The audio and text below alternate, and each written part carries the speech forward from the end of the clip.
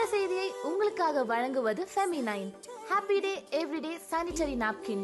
வெளியீடு வம்சம் fertility and health care.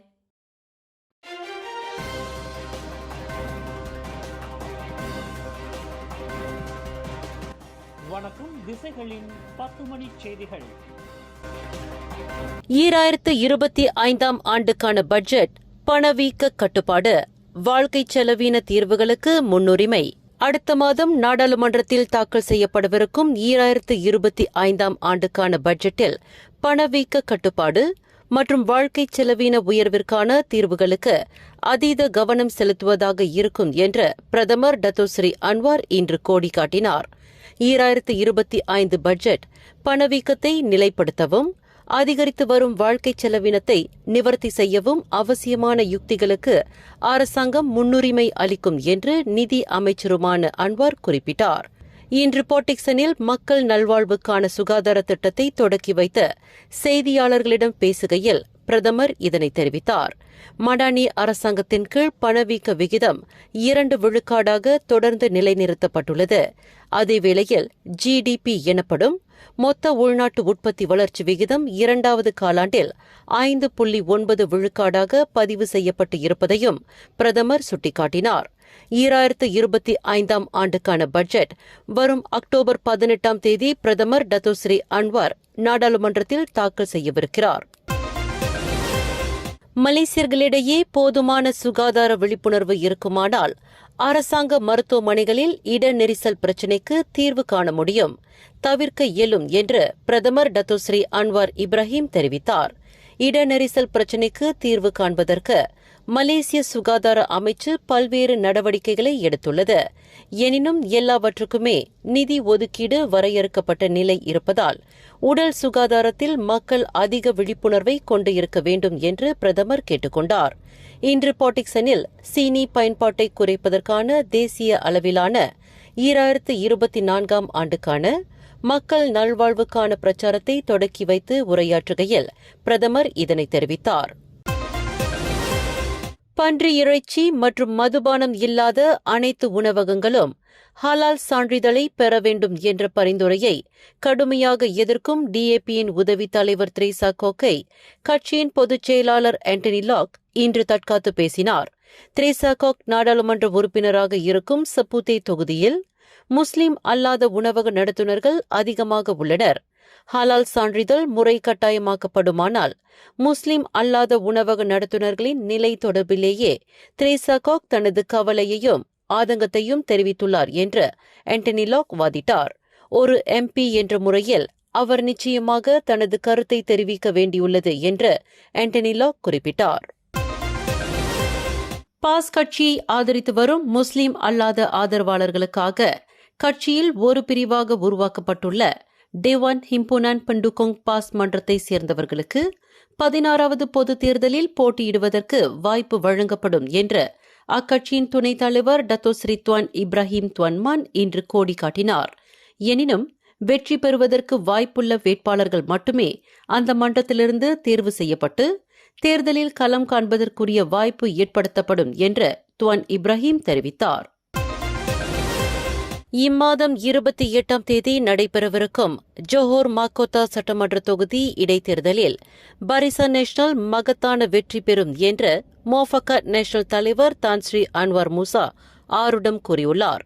கடந்த ஜோஹோர் மாநில சட்டமன்ற தேர்தலில் பெறப்பட்ட பெரும்பான்மை வாக்குகளுடன் ஒப்பிடுகையில் பரிசான் நேஷனல் 20,000 வாக்குகள் வித்தியாசத்தில் வெற்றி பெறும் என்று அம்னோ முன்னாள் உச்சமன்ற உறுப்பினரான அன்வார் முசா குறிப்பிட்டுள்ளார்.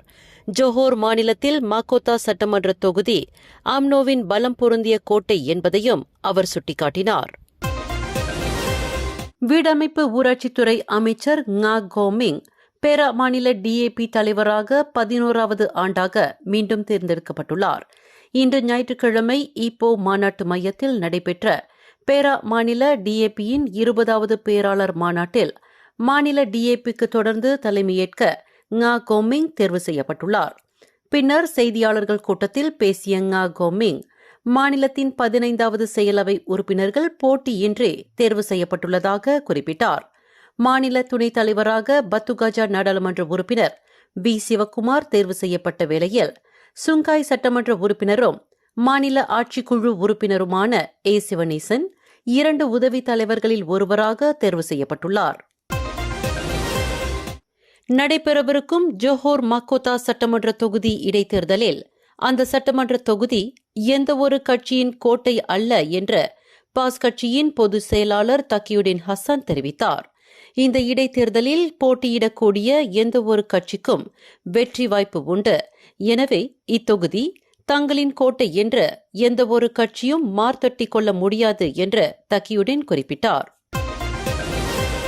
சிரம்பன் பேருந்து கட்டடமான டெர்மினல் 1 முதலாவது மாடியிலிருந்து ஆடவர் ஒருவர் செலுத்திய ஹோண்டா சிட்டி கார் தலைக்குப்புற கீழே விழுந்தது. இச்சம்பவம் இன்று ஞாயிற்றுக்கிழமை மதியம் 12:30 மணியளவில் நிகழ்ந்தது.